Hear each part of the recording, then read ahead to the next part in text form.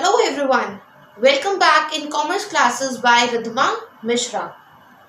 So, in our previous video, we have talked about the introduction of accounting, objectives of accounting, advantages and limitations of accounting. I'll put the link of these videos in the description box. You can go through it if you want to. And from this video, we will start some basic terms of accounting. Okay, so the first we have is assets. So assets is what we own.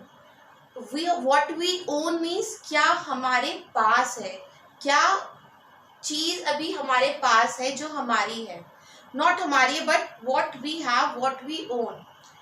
Assets जो होते हैं हमारे, वो assets होते हैं जिनको हम आगे चल के किसी भी फॉर्म में हमें उससे पैसा मिलेगा, जिसको आगे चल के हमारे पास रुपीस में, कैश में वो कन्वर्ट हो सकता है.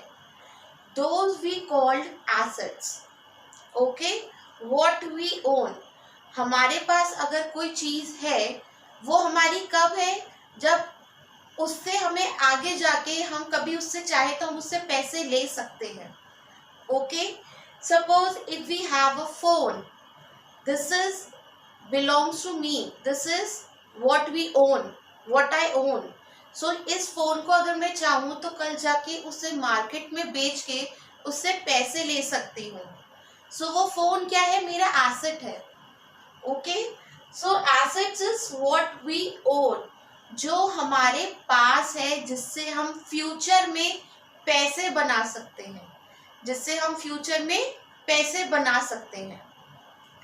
These assets can be classified into fixed assets and current assets.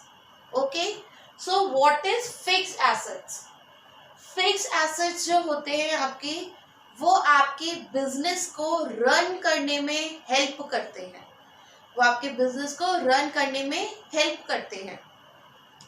और जो आपके फिक्स एसेट्स होते हैं वो आपके 1 साल से ज्यादा टाइम पीरियड के लिए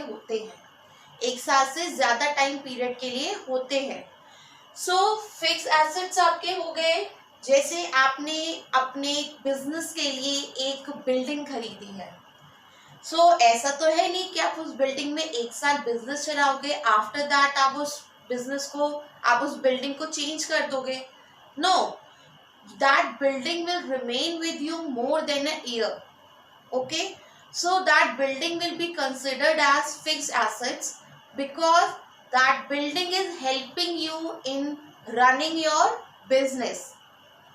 ओके, सेम वे आपके फर्म को गुड्स को ट्रांसफर करने के लिए one place to another, you bought a truck, आपने एक ट्रक खरीदा है. सो वो जो ट्रक है वो क्या है, आपका फिक्स्ड एसेट्स है, क्योंकि वो आपके काफी लंबे टाइम तक आपके बिजनेस के संग रहेगा. The next we have is current assets. Current assets हमारे वो एसेट्स होते हैं जो 1 साल में, within a year, make sure this is more than a year, this is within a year. So current assets हमारे वो assets होते हैं जिसको हम 1 year में ही, within a year हम उसको कैश में कन्वर्ट कर देते हैं. जैसे आपकी अगर एक सोप की कंपनी है, सो वो जो सोप है वो क्या है आपके लिए, आपके गुड्स है, आपका स्टॉक है. सो आप उसको 1 साल में ही बेच के उससे रुपए कमा सकते हो. So that thing will be a current assets. Okay, आपने किसी को बिल दिया हुआ है, इसमें आपके बिल रिसीवेबल्स आते हैं.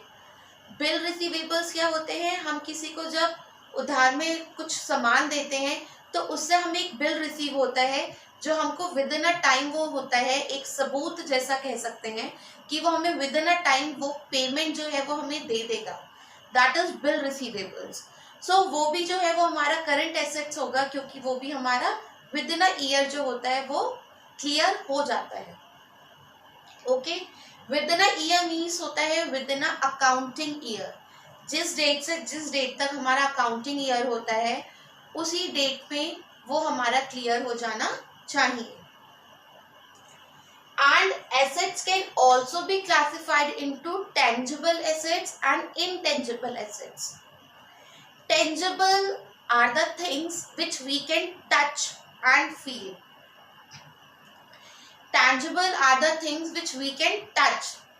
So this board, I can touch this board. So this board is tangible. Okay? But the air in my room is intangible because I cannot touch this air. Okay? So tangible things which you can touch, and second, intangible the things which you cannot touch.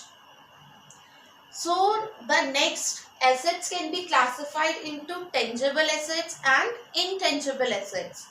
So tangible assets आपके क्या हो गए, जिसको आप touch कर सकते हो। जैसे मेरे लिए मेरा टेंजिबल एसेट ये मेरा बोर्ड है, ओके। बट जो आपकी फर्म्स होती है उसके लिए टेंजिबल एसेट्स क्या हुए, जो वो टच कर सकता है, जैसे उसके गुड्स, उसकी बिल्डिंग, उसका फर्नीचर, उसका ट्रक। बट इनटेंजिबल एसेट्स भी होते हैं, जैसे उसकी गुडविल। गुडविल मीन्स जो उसके बिजनेस का नाम होता है, वो उसकी आपके बिजनेस में हेल्प तो करता है बट आप उसको टच नहीं कर सकते हो। इट्स जस्ट कि आपका मार्केट में बहुत अच्छी रेपुटेशन है, आपका नाम है। नेक्स्ट आता है आपके ट्रेडमार्क आते हैं, आपके पेटेंट्स आते हैं, जो आपके बिजनेस की एक छाप होती है बट आप उस चीज को टच नहीं कर सकते। Okay, the next we have liabilities. Liabilities is what we owe. This is what we own, this is what we owe. So it means कि हमें किसी चीज का जो कर्जा होता है वो कर्जा हमें चुकाना होता है। ओके, किसी चीज का जो कर्जा होता है जो हमें चुकाना होता है, जिसके हमें पैसे देने होते हैं, that is liability. That is liability. So liabilities में आपकी जैसे क्या है, आपने किसी से कर्जा लिया है, फॉर एग्जाम्पल आपने किसी से कोई चीज ली है कर्जे पे, तो आपको उसका कर्जा क्या कभी चुकाना नहीं होगा? यस, चुकाना होगा। सो क्या हो, आप उसके पैसे देने के लिए लाइबल हो। That thing is your liability, क्योंकि उसका आपको भी पैसा देना है। ओके, सेम वे जो हमारे बिजनेस होती है उसमें बहुत सारी हमारी लाइबिलिटीज होती है, क्योंकि जो बिजनेस होता है वो पूरा आप अपनी कैपिटल पे अपना पैसा लगा के रन नहीं कर सकते हो। कई बार और लोग भी इन्वेस्ट करते हैं in terms of shares, in terms of debentures, there are so many things. Okay, कई बार आप किसी से कर्जे पे भी चीजें लेते हो। सो इन चीजों को क्या आपको पैसा वापस करना है, आज नहीं कुछ टाइम बाद सही, बट पैसा वापस करना है। सो ये आपकी बिजनेस की क्या है, लाइबिलिटीज है। Okay, so liabilities is what we owe. So liabilities can be classified into fixed liability and current liability. Same way, or we can say the long-term liability and short-term liability. So fixed liability is long-term liability means same way fixed में ये क्या था, long term के लिए था। वैसे जो ये liability है fixed वाली, ये long term के लिए है। जैसे आपके डिबेंचर्स, डिबेंचर्स होते हैं जो बाहर या फिर आप बैंक वगैरह से जो लोन लेते हो वो आप काफी टाइम बाद उसको रीपे करते हो। सो वो फिक्स्ड है, वो 1 साल बाद आप करोगे। बट आपकी जो करंट लाइबिलिटीज है, current liabilities means outstanding expenses. Outstanding expenses आपके वो एक्सपेंसेस हुए जो आपको भरने थे, आपको वो एक्सपेंसेस भरने थे बट अभी आपने भरे नहीं। That you will study in this expenses. Here I will explain you what are expenses. Okay, जो आपको भरने थे लेकिन आपने अभी भरा नहीं, आपने वो खर्चा भी दिया नहीं, सो आप अभी उस चीज के लिए लायबल हो। Okay, next is current liabilities. Yes, sorry, I was explaining you current liabilities like outstanding expenses. Next is आपकी क्रेडिटर्स आते हैं। Creditors that I will explain here, these creditors will come in current liabilities. Okay, so creditors होते हैं जिनसे हमने सामान लिया होता है बट उनको पैसा नहीं दिया होता है, ठीक है, क्योंकि ये फर्म है, एक बिजनेस है, आपको किसी को सामान देना होगा, किसी से कुछ लेना होगा।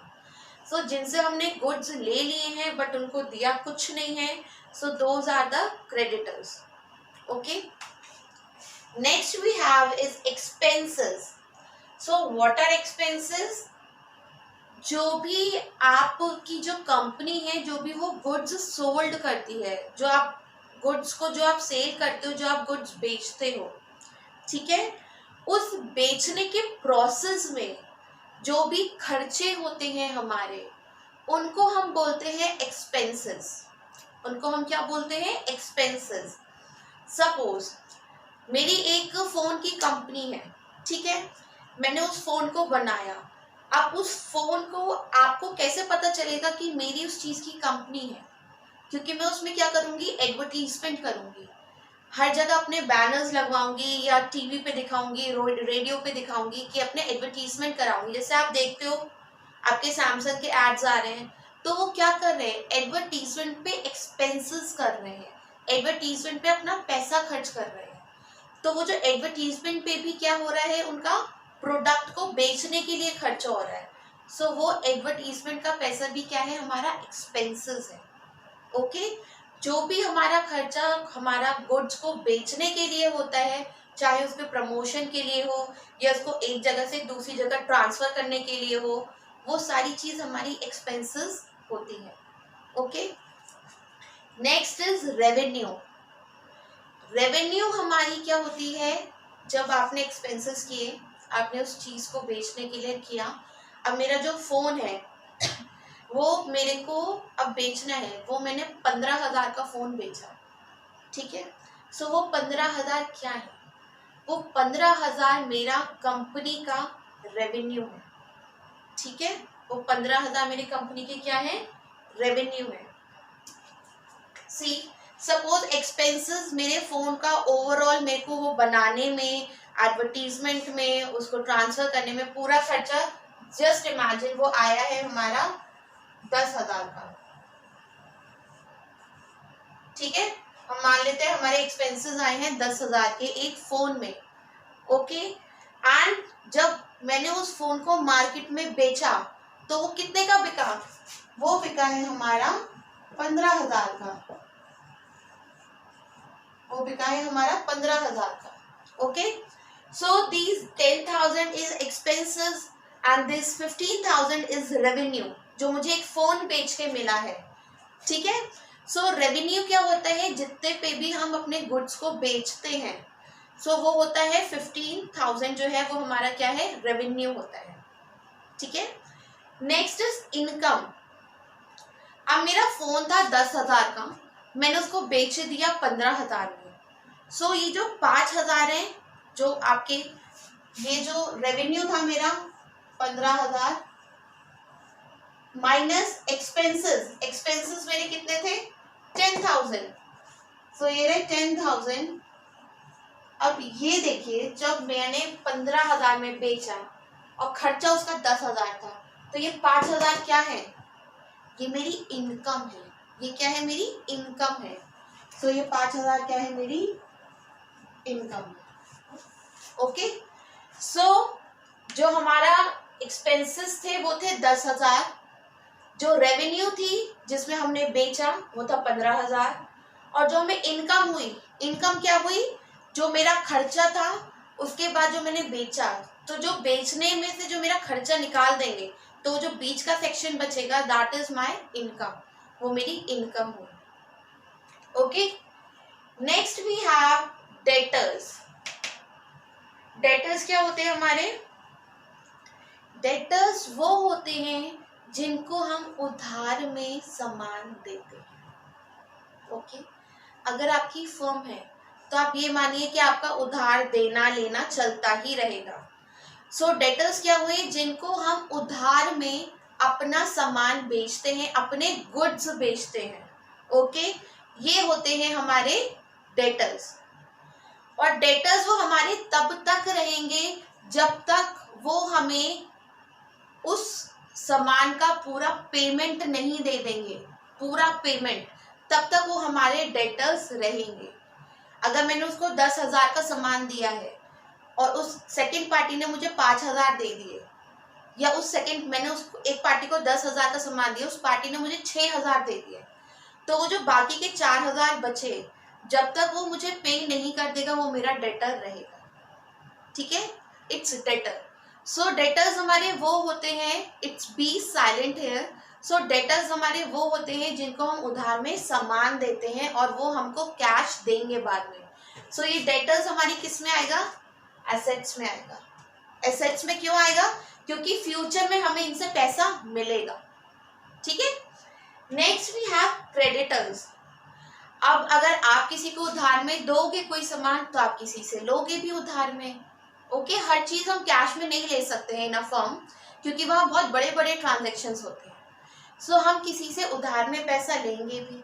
ठीक है, सो वो जो हम पैसा लेंगे उसको जिनसे ले रहे हैं वो होते हैं हमारे क्रेडिटर्स। जिनसे हमने गुड्स लिए हैं बट उनको अभी तक हमने पैसा नहीं दिया है, सो वो हमारे क्या है? क्रेडिटर्स। सो क्रेडिटर्स हमारा लाइबिलिटी में आएगा। क्यों? क्योंकि इन्हें हमें फ्यूचर में पैसा देना है। मैंने बताया था एसेट्स वो होते हैं जिनसे हम फ्यूचर में पैसा बना सकते हैं, और लाइबिलिटीज वो होती हैं जिनको हमें फ्यूचर में पैसा देना है। सो इनसे हम पैसा बनाएंगे बाद में, तो ये डेटर्स हैं, बट इनको हमें फ्यूचर में पैसा देना है, तो ये हमारे लाइबिलिटीज हैं। सो क्रेडिटर्स लाइबिलिटीज हैं एंड डेटर्स एसेट्स हैं। नेक्स्ट आता है हमारा कैपिटल। सो जो कैपिटल होती है वो क्या होती है? आपकी कोई भी जो बिजनेस स्टार्ट होता है, ठीक है, तो बिजनेस स्टार्ट होने के लिए पैसा कहाँ से आएगा? वो कुछ आपके जो बिजनेस ओनर्स हैं वो लगाएंगे।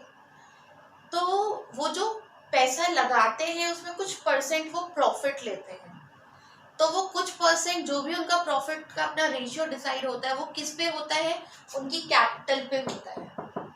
सो बेसिकली कैपिटल वो होती है जो हम बिजनेस को रन करने में, स्टार्ट करने में जो पैसा लगाते हैं, that is capital. Okay, capital is also a part of a liability, क्योंकि उस पर हमको उनको प्रॉफिट देना होता है। सो कैपिटल क्या होती है? वो ऐसा अमाउंट जिसपे हमको पैसा मिलता है, सॉरी, जो हम पैसा लगाते हैं किसमें? कंपनी में। ठीक है, ताकि वो आगे जाके रन करे और आगे जाके प्रॉफिट अर्न करे। सो कोई भी बिजनेस स्टार्ट करने के लिए जो हम पैसा लगाते हैं वो बिजनेस ओनर की कैपिटल होती है। ठीक है, so here we have done the first part of accounting terms. Soon I'll upload the second part of accounting terms. Okay, so here we studied about the assets, that is fixed, current, tangible and intangible, but these are important, these are more important, that's why I have written only fixed and current. Next is liabilities. Liabilities is can be long term, short term or fixed or current. Next is expenses, जो हम पैसा किसी भी अपनी चीज को बेचने में पूरा लगाते हैं। नेक्स्ट इज रेवेन्यू, जिससे हमें टोटल पैसा मिलता है। Next is income, income is revenue minus expenses, जितना पैसा मिला और जितना लगाया बीच में जो हमारा बचा वो क्या है? इनकम है। नेक्स्ट इज डेटर्स, जिनको हमने उधार में सामान दिया है, गुड्स दिए हैं। क्रेडिटर्स, जिनसे हमने उधार में सामान लिया है। See credit, here you can learn like credit. Credit आपके क्रेडिट कार्ड्स होते हैं, क्रेडिट कार्ड्स होते हैं, उसमें क्या होता है? आप उससे उधार में सामान लेते हो, बाद में आप पे करते हो। ठीक है, बैंक को। सो सेम वे क्रेडिट से आपको क्रेडिटर्स याद रखना है कि credit means creditors, creditors means जिनको हमने सामान तो ले लिया लेकिन उन्हें अभी पैसा नहीं दिया है।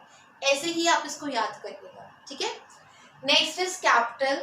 कैपिटल आपका वो पैसा जो बिजनेस को स्टार्ट करने में, कमेंसमेंट के लिए बिजनेस ओनर ने लगाया है। Okay, so here we are done with the first part, and if you like the video, give us a big thumbs up and don't forget to subscribe my channel. Okay, bye bye.